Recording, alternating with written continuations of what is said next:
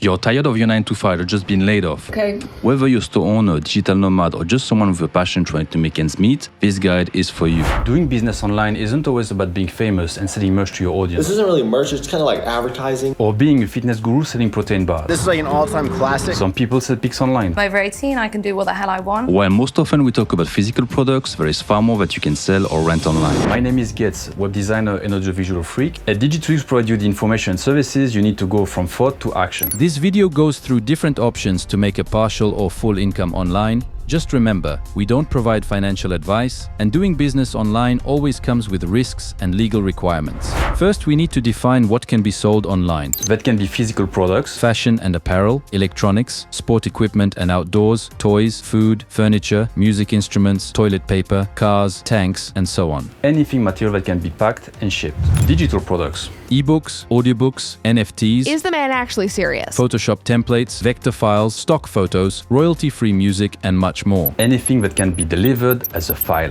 Edu content or educational content. You can have an educational channel which is often easier to monetize. You can offer exclusive masterclasses on your own website or one-to-one private lessons. You can also build a community and make group classes. A huge market for remote work is software, either as a developer or as an affiliate promoting these products. We talk about SaaS platforms, desktop applications, mobile apps, and video games. There are also services, so anything you can do to help someone in a particular task. Accounting, copywriting, video editing, mix and mastering, and so on. And finally, everything related to the hospitality business. Rentals, travels, and tourism.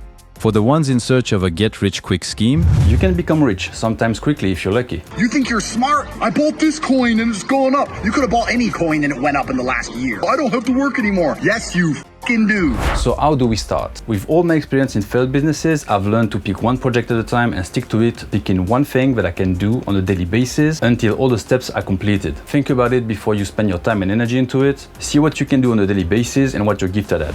It doesn't have to be cool or trendy, but you need to have an interest for it. And you don't need to be an expert. You can always learn and improve along the way. That's the journey of the entrepreneur.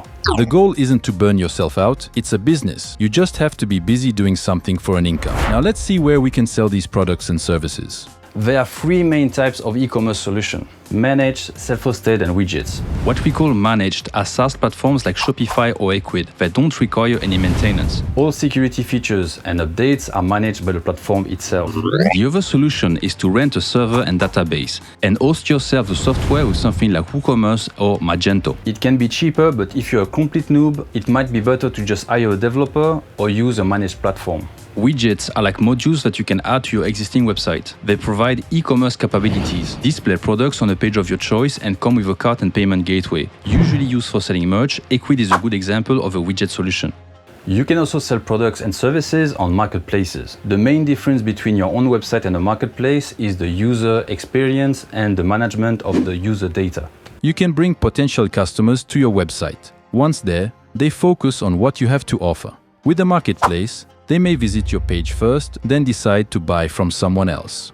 On your own website, you control the data as the user will provide you personal information for billing and delivery, like their email address, which can be used to send newsletters to customers. On a marketplace, the traffic is free, but you might lose leads to competitors, and you don't control the customer data, so forget about sending newsletters based on past orders. Marketplaces can complement your own website by increasing visibility. A good configuration is to have a web shop that you connect to a marketplace, so you get the best of both worlds. Marketplaces aren't limited to physical goods. There are marketplaces like Code Canyon for web design and coding, Shutterstock for stock photography, BeatStars for music production, Fiverr, People Per Hour, or Upwork for services. Some social media platforms like Facebook and TikTok got their own marketplaces, so opportunities are virtually endless. Now let's say you know what and where you want to sell. What you will need to consider is everything from pricing strategy, branding, and marketing. We won't be able to cover this in this video, but if you're interested in the subject, subscribe to stay notified. We'll go through different scenarios and may help you find your own strategy. If you have a brick-and-mortar store or a brand with stock and warehousing space,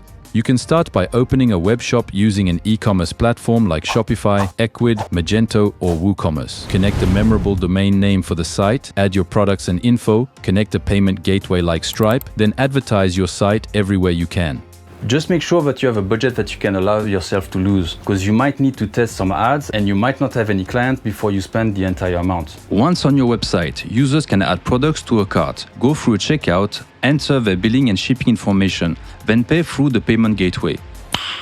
Nice. You receive the order in the shop, the money in your bank account, and you deliver the goods. To save some bucks, I'd recommend using one of those printers and register to a site like Packlink in Europe and ShipStation in the US. And if you can use the local postal services like Correos in Spain, bpost in Belgium, USPS in the States, you can also save on shipping. If you need more storage space, you can always use a free PL. They host your items and send your orders to your customers. One benefit is that they offer lower shipping rates. Now let's say you have no stock, no budget. I'm broke! No space for warehousing. Nothing but a laptop and a motivational mug. In this scenario, you can drop ship the items from the manufacturer directly to your customer and take a cut of the sale.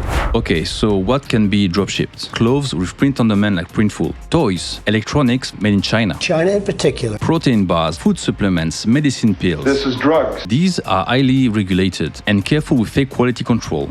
The less funny part is that it's usually slow to arrive, and you may have to deal with more requests from customers after the sale. Now let's say you have writers selling ebooks, a music composer selling beats, or a coder selling WordPress themes. You are in the business of digital products. Instead of selling physical products, you sell files. That's it. Be careful though with refund requests on PayPal. Once the file is delivered, some clients will request a refund to PayPal and will win the case unless you send them something physical, like an envelope with the invoice or receipt tracked by a shipping carrier. You add the tracking number to the PayPal order and the delivery is unrefutable. Ladies and gentlemen, we got him. Skills. Now think about all the skills and services you can offer online, based on short-term engagement that can be a good source of full or partial income. You can offer gigs on marketplaces like Fiverr, People Per Hour and Upwork. Some make a living on these sites, and trying doesn't cost you anything. Once your listing is ready, you can promote your products and services. A good strategy is to focus your energy first on a clear description of your offer and build a pricing strategy starting with a simple package at an affordable price, then add options for premium offers. Let us know if that video helps you in any way, And if you have any questions, leave them in the comments down below. see you in the next one. Peace.